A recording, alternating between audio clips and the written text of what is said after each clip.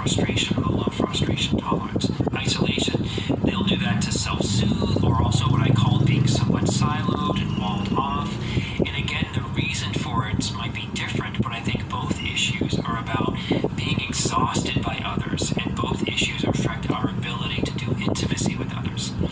Next up is needing control, needing things a certain way. For trauma survivors, I think that there is more of a narrative about things as opposed to ASD being rooted in fixed preferences. A trauma survivor might get controlling even over the mundane, like, I don't know, if you cook pasta with olive oil and water, and that's a severe no-no.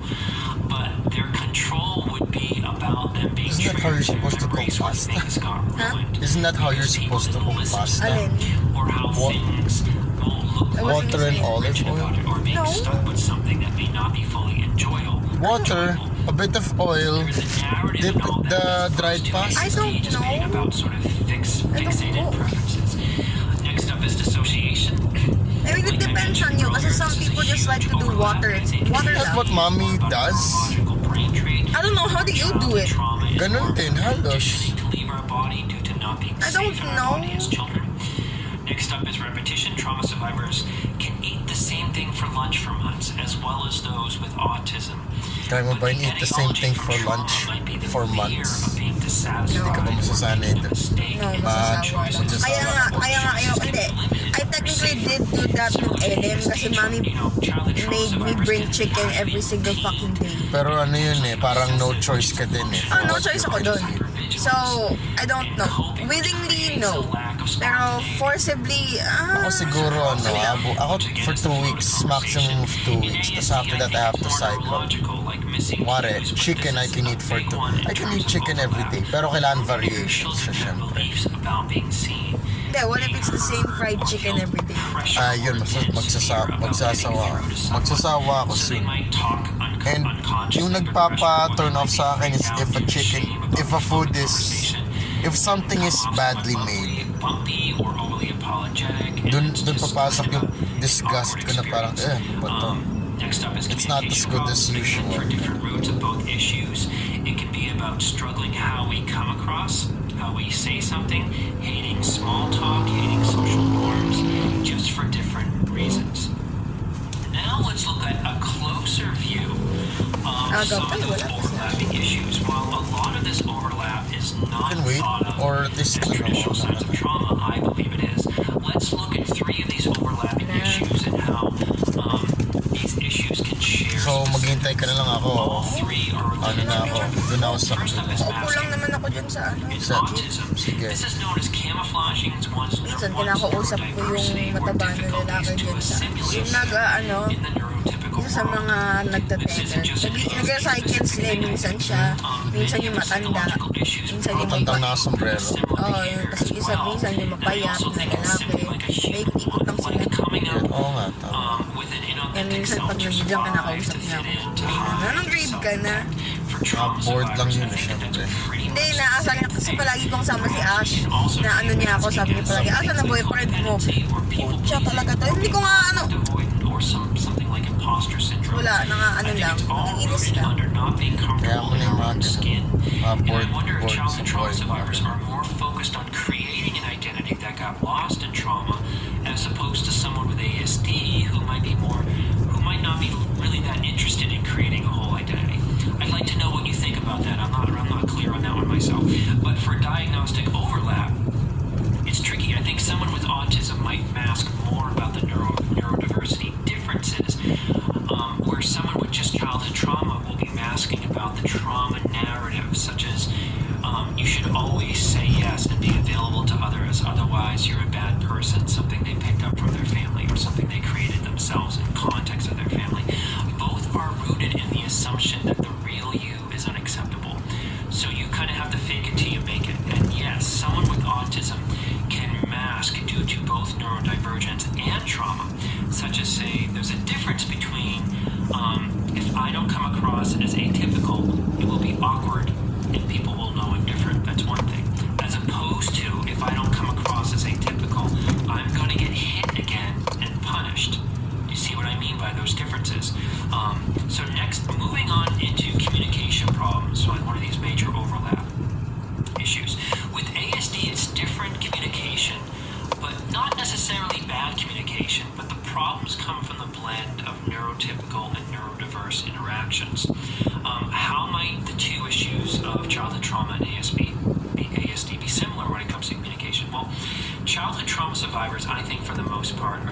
shame, dissociation, problems of affect, and poor communication modeling from childhood. Here's what I mean.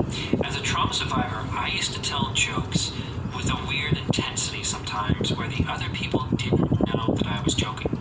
And I think that it's a problem of affect and childhood modeling. Like, people would say to me, like, you know, Patrick, I just couldn't tell if you were joking. You were so serious when you told a joke. A trauma survivor, due to dissociation and upset, may dump on their therapist with a rapid-fire list of upsetting triggers or issues where the recipient is overwhelmed, or they kind of lost track because there was dumping. A trauma survivor may also struggle with having a filter and say rude or blunt things. I think it's because inner children are focused kind of on telling the truth, which is subjective, and they may not be connected with how it would land or how it might make others feel, and then not be connected that there might be consequences to that flirting. And this can be rooted in childhood trauma dysfunctional habits like having to go big or go home because people won't hear you unless you bring a bazooka to it when it comes to being heard. Or it's rooted in heartbreak or sarcasm without being connected to their story about heartbreak or sarcasm. Childhood trauma survivors can also be Debbie Downers without intending to be, which is another sign of dissociation. A trauma survivor might be so anxious due to the shame that they may come across as, say, squirrely or bumpy, needing to apologize for an expression of opinion that is most likely due to them being triggered to shame consistently, not reading and not knowing that they're actually acceptable socially or they're an acceptable person by others. And sometimes a trauma survivor might struggle with telling me these sequences, and they might jump into a step of something that happened to them without giving me any context. I mentioned this in a recent ADHD video. And the survivor assumes I'm on the same page with them when I'm actually not, and I probably need to clarify some things. And this could all be confused with someone with autism jumping back into conversations without lead-in or small talk or catch-up. And small talk is often both loathed by two of these diagnoses for similar reasons. But a trauma survivor might shun the social norm of small talk because they find like something in it feels manipulative or sticky or even rage-producing because it's a trigger to childhood fakeness in the parents, or like being controlled to conformity. Those with ASD, small talk may be uncomfortable as it puts them on the spot to be, or is requesting they be neurotypical, and it may feel belittling. All of that communication stuff is hard and exhausting. So moving on, the third thing, which is that I wanted to talk about, the major overlap, is affect.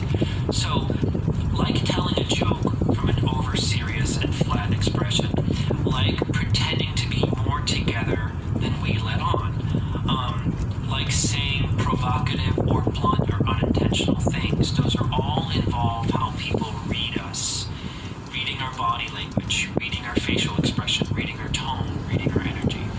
I'm fascinated by the idea of affect, and like, does the inside emotion and thoughts match what the outside is expressing? And it's funny as I think about this, but there is so much neurotypical kind of authority in what we think is appropriate affect. And the neurotypical world kind of says this. You're talking about something you're super into, but your eyebrows aren't going up. Your speech is kind of intense and pointed about what you want, but you say you're not mad. You're giving me nothing to go on and kind of freaking me out because I can't read you. These are all things that both childhood trauma survivors and someone with ASD might hear from others. From the childhood trauma lens, most abused kids grow up in a siloed vacuum, and they don't get good modeling. They don't get consistent mirroring from healthy people, from healthy parents, to help them match up what's the inside and the outside. That's what mirroring does. Say the dog dies and the family is very shut down or repressed, or they're angry, and they deal with it all by just gritting their teeth and moving on and telling the kids to forget it. Kids learn that big emotional experiences aren't actually that big, which is a huge human disconnect. It's a huge disconnect from their feelings. It's like, if you think about like affect is a sign that the person is kind of connected. That person grows up into adulthood and their partner is confused by their dismissive affect, that they don't have big feelings when they have the birth of a new child. Affect about big emotional things. Being shut down is actually an affect.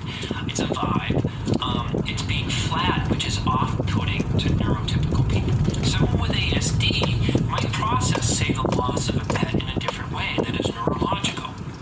That is not, say, coming from the family of origin dysfunction and abuse conditioning, like shutting down or being shut down. They're different. The major differences are childhood trauma and affect are about the conditioning and trauma, while ASD, the affect differences are neurological. It's part of the uniqueness of the spectrum. And yes, someone with ASD can often be very traumatized, but if they didn't grow up in trauma, they would still be neurodivergent around affect, I think. For childhood trauma survivors, good treatment for trauma